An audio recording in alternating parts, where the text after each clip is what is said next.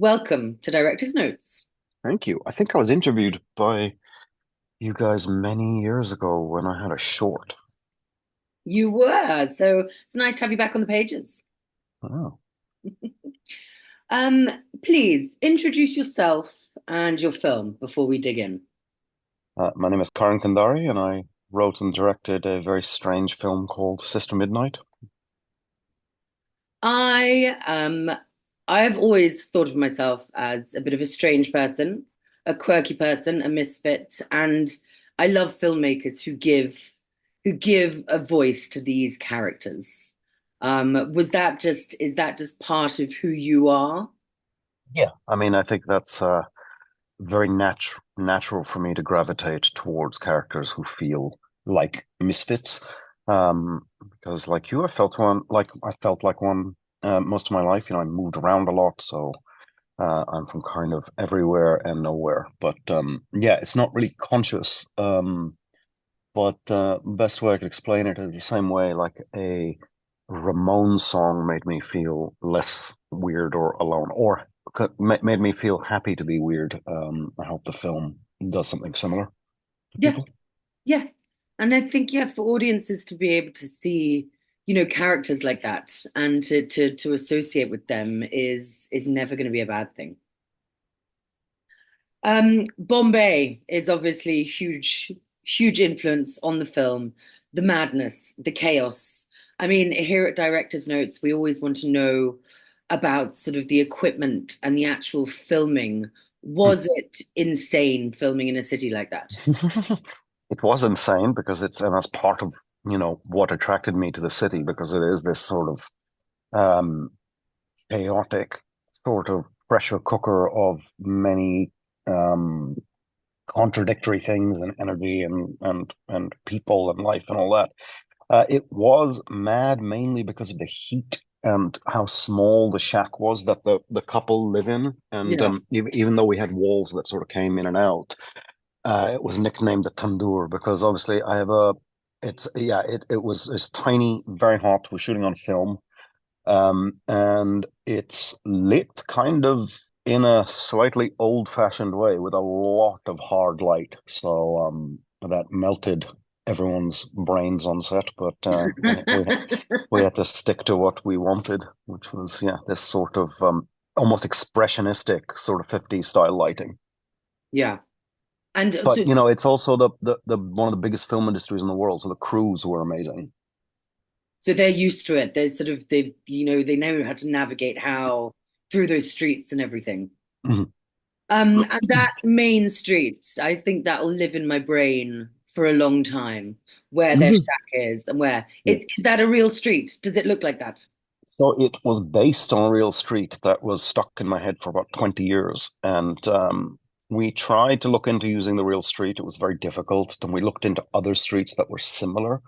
But, it was going to be difficult. We would have had to displace people from those communities, and we didn't want to do that. So what we ended up doing was we actually built the strip of shacks on another street Okay. in a sort of gated community. Nice. Mm. I know you wouldn't be able to tell. It looks so real. You can look, you can smell it, you can touch it. I mean, it's Bombay, so things get dirty very quickly, so they look real. So when I'm sort of talking to filmmakers, I love to pull out a scene that stayed Mhm. with me, a Okay. favorite one. And I love their first sort of big day out, which isn't it really isn't a big day out to the beach. Um, Tell me about that scene, why you wanted it, how the stylistic choices came about, and sort of fitting it into the film, because I feel it's a really central point. Right. I'm not sure I can give you an intellectual answer on why it's there, other than, the characters are not equipped for much. I mean, that's kind of what the film's about having no manual to be an adult, to be a partner, to be a man, to be a woman, to be a husband, to be a wife. Um, and he's got the best of intentions to finally get his shit together and not be hungover for once and sort out a nice Sunday for them. And then obviously he's miscalculated the journey time, and they drive all the way there for like 13 hours, and then they have to get straight on a bus all over again to get all the way home. Um, I don't quite know how to explain where it came from, other than um, sorry, the creative act is a mysterious thing, especially when I'm writing, and it's really where the characters lead me. And so I just followed him, and he took me to this ridiculous place, and he screwed up the Sunday. Stylistically, I mean, it's similar to the rest of the film in that we're trying to do stuff with the least amount of cuts possible, the least amount of dialogue, because to me, film is an audiovisual medium. Yeah. But and it was, we didn't do too much in terms of like, there's no sort of establishing shots or anything to sort of root you. It's quite abrupt and you're in there. And that's the way we kind of structured most of our frames, is to have information there, even in the background. So you see the beach, you see all this going on, juxtaposed with the sort of displaced couple looking completely lost. Yeah, it's just them sort of sat next to each other. Mm, And it's just there's all these feelings that go with the characters and their love and their story. And mm. yeah, I just think it's a beautiful, beautiful image and a beautiful scene. So yeah, we built that bus stop because it wasn't there. Okay. Yeah. So you had a lot of building going on. Yeah, I mean, I have this issue where I get very attached to geography in my head that doesn't exist, and then we have to kind of work backwards to make that fit into reality. No, but that's good. I mean, you're an artist and film is your vision, so it's got to be what you want it to be. Um, so you spoke earlier, so films are an audiovisual medium for you. Hmm. Um, Yeah. how do you, how does that move into production? How do you make sure that that is something that you stick to throughout the process? Well, it's interesting you mentioned that because, I think the film took 10 years to get made, and I think mainly because people were quite scared that there's very, very little dialogue. It is Hmm. told in an audiovisual way. There's Hmm. zero exposition. There's no explanation on what happens. Everything is meant to unfurl, be suggestive, and I just had to kind of protect that because that's the grammar of cinema to me. And it as lots of things were done in production in terms of even how we moved through the city, because she lives so far away from where she works, and the reason was she was trying to get as far away from this sort of street she was living on as possible. And it was important that we could understand the city changing as she went through it visually. So right in prep, I broke the city and the scenes down with a sort of coding, on different parts of the city, so you could sort of get an idea as she's sort of moving through Bombay. But Yeah. in terms of like hanging on to that in prep and stuff, I had to be very diligent and keep the crew very diligent as well, because the film is really about the details, and because we're not leaning on dialogue to explain anything.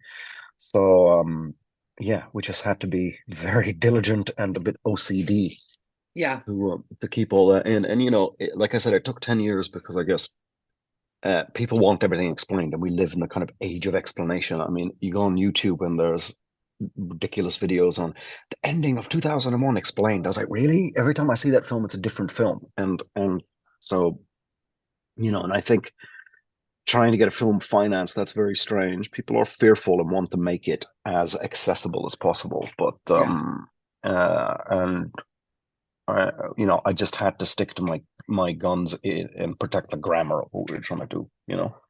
because like this country obviously has a massive history of theater, but film is not theater. And, I still look to the silent era, which I was reading an interesting book about Buster Keaton, and I can't remember the name of the author. The film's called Cameraman. And the author was sort of saying that it's what would have happened if silent cinema went on for another 10 years. It was almost like sound came too early, just as it was sort of peaking into an art form, because you had like more now sunrise and things like this. So, in a strange way, I'm trying to make silent films with sound. Yeah. But then you've got that huge juxtaposition that music is a heart and soul of the film. It's Yeah. named after an Iggy Pop song. Hmm. You've got Motorhead, which I loved. I recognize. Hmm. I read that you've got some cool Cambodian soul music. Hmm. So we don't want people talking, but we want music. We want noise. Yeah, noise is it's interesting you mentioned noise, because actually shaping and sculpting the noise of the city was a big thing. There's a musicality to that as well. Um, yeah, juxtaposition is a good way to put it. I mean, I kind of like putting things together that shouldn't go together, and that music should not go together really Yep. on, Yep. with what's going on in this film. And even trying to get like I pre-cleared all of it because it was so important and it was all in my mind. But like music to me is really what I love the most. And yeah, it's named after an Iggy Pop song because I think the spirit of Iggy Pop being a sort of misfit survivor, um, is kind of baked into it. And I was listening to a lot of Iggy Pop when I was writing it. But yeah, it's intuitive again, but like it has to be that I land on something that surprises me, and that's kind of how I landed on all that music. And it's really important, and we nearly didn't have it because people are like, oh, you're going to waste so much money on this stuff, and it's like I think when you're doing a debut, people are so fearful, and they think of anything like this as some sort of vanity element, but it's so integral to the film for Mm, me. mm. And it's there right from the start when I'm writing it. Yeah. I mean, all the songs, my playlists, like my friends won't let me plug in my phone because they're like, no, your playlists, they make no sense. They don't take me, but I'm like, no, but I like them. They take me on my own journey and they all Yeah, sort of fit together in their own little way. exactly. Things can make their own logic when you put them together, even if they're not technically supposed to be together. And in a sense, the film is like a kind of cultural collage. There's no Indian music in it. And you mentioned the Cambodian stuff. That's all this sort of Cambodian soul from the 60s, which I think is really beautiful, has a similar vocal timbre to Indian music. And, on a first listen, it's hard to place where it's from because it sounds sort of Asian, but then it also sounds like somebody tried to, replicate Phil Spector and put him through some strange Cambodian machine and came out as this other sort of beautiful musical mutant. And there was just a strange melancholy and a sort of derangement to the music, which sort of helped. Some of it's very frantic and quite wild. That the Cambodian stuff. Yeah, you need that frantic, wild thing. And obviously, we're not going to do any spoiler alerts, but you have one of the best sort of character narrative arcs that I've seen in a long time. Um, Okay. no, no, and I loved it, and I love being surprised. And I think sort of the music and the frantic and the city and it all just it makes sense. I think every story has its own logic, and you've got to find that logic yourself, whether you're the audience or the person putting it together. You spoke about obviously 10 years to make, Mm. independent film, Mm. financing. Were you getting a lot of pushback? Yeah, a lot of people didn't get it. And I tried to make it 10 years ago when and I had a really cool producer on board back then. Neither of us had done very much, and we tried to get it made, and we took it around. And after a year, after she'd like the option was about to run out and stuff, and she was like, "Look, I don't know what to do with this thing. Everywhere I thought we could take it, um, it's not going to happen there. I think this might have to be your second or third film." Ironically, it turned out to be the first. Yeah. But yeah, we had a lot. I mean, look, it's different. It's a miracle any time a film gets made, especially something strange. And I think if you're trying to make something a little odd that breaks down a few barriers and boxes, you're going to get pushback, and you have to just protect the thing and find the right people who sort of click with it and get it. And there's two execs I think who were very important in getting this film made. One was Natasha Wharton at the BFI, and one was David Kimbangi at Film 4. And I think without these two, we wouldn't have snuck it through the system. Yeah. But I mean it's lovely to know that that is happening and that people can still fight for it. And those things Let's are hope it doesn't happening. take me 10 years to make a second film. No.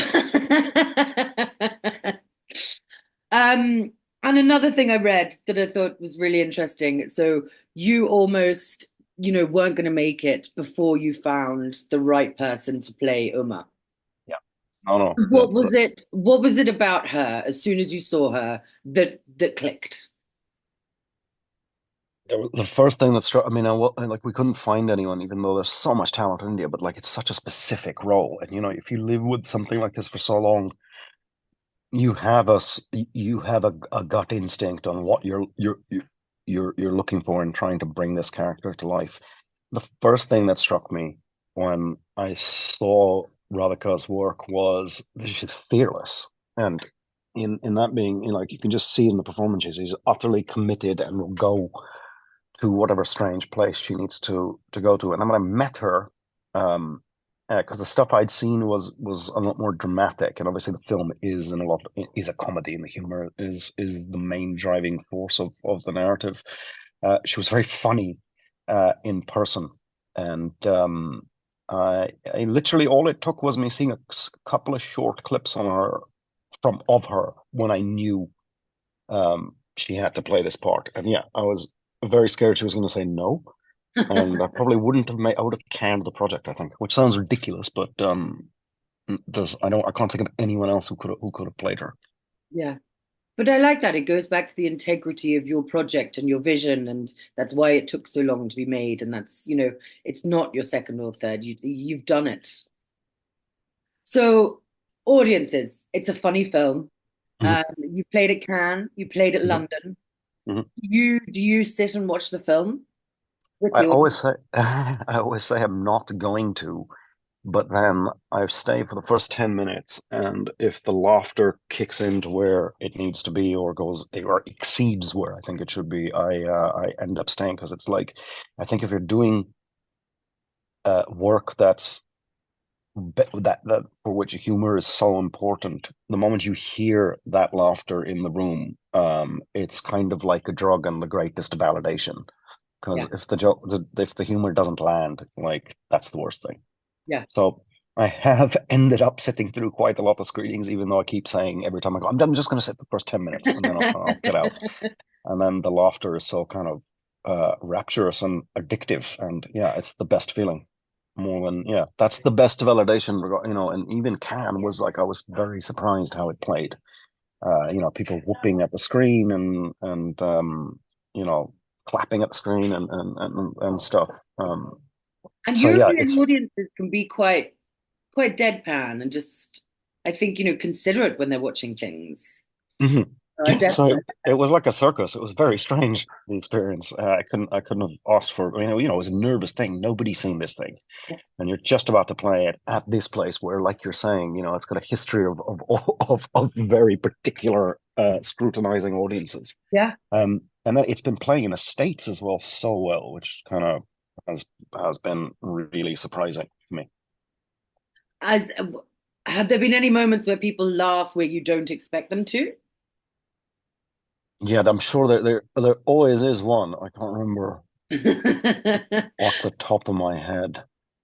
Because I'm Uh, quite often that person in an audience who will laugh when no one else is. And I I'm look that person around too. and I'm like, that was really funny. Yeah, I'm that person too, like laughing at all the stuff that. And in fact, what did I see recently, which I found? Oh no, I saw something which probably was not supposed to be funny, but I can't take horror seriously. I kind of find every I'm not really a horror fan. Okay. Okay, I'll probably get lynched for saying that, but what it is I just don't it's not something I gravitate towards. It doesn't feed me. But if I do end up seeing one, I end up just finding it quite funny and ridiculous. Like, so, And those are the best ones to find funny because everyone's eh, sat there and it's all really yeah, yeah, nobody's exactly. even eating their popcorn. Yeah. I'd like to think you've got quite a particular laugh as well, because I do. I've got a very, it's like just comes out as like a ha, and then everyone's like, what? And I'm like, oh, that was me. That was Okay, me. we're gonna have to embed you in all the screenings. Don't, I will happily be there. So let's talk about BIFA. Um, It's an incredible moment, obviously, for you as a filmmaker. Um, so we're working on the Douglas Hickox Award, which is the debut features. How does it feel to be stood next to those films? Because I think Mm, this year the diversity is banging. yeah, it really is. I mean, I think that's kind of exciting because it's so varied. Yeah, And I think what's amazing about that is it's such an array of voices. And I think that's kind of great that this year there's been so many films with very distinct voices coming out.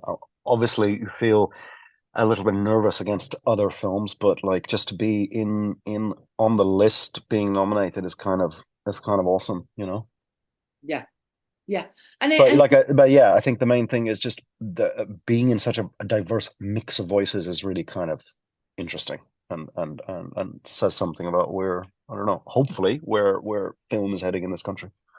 I completely agree. And you're looking at it, and I know how the judging works, and it is all very impartial, and they specifically pick judges from different backgrounds. So it's lovely to see that this is resonating with people, and this is what people are looking for.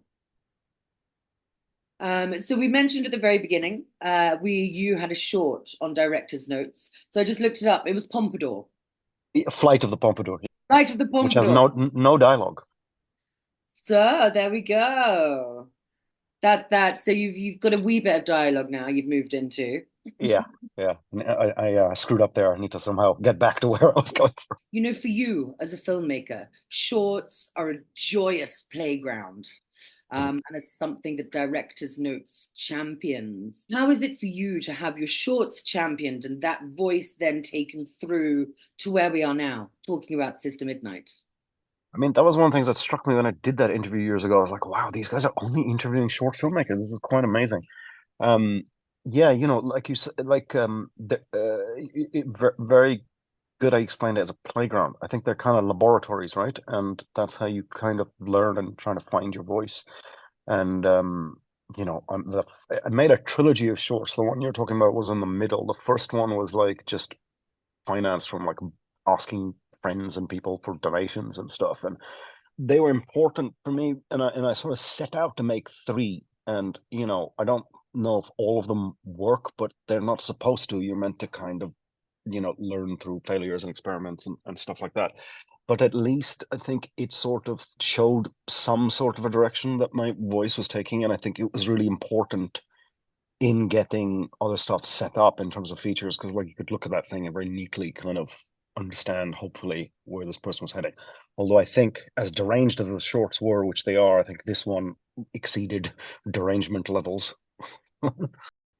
But that's a beautiful thing, and that's one of the things that I love as well. Writing for directors' notes is seeing filmmakers' voices carry through, and obviously knowing that you're going to be using those shorts and these interviews for your funding and for pitching your next films.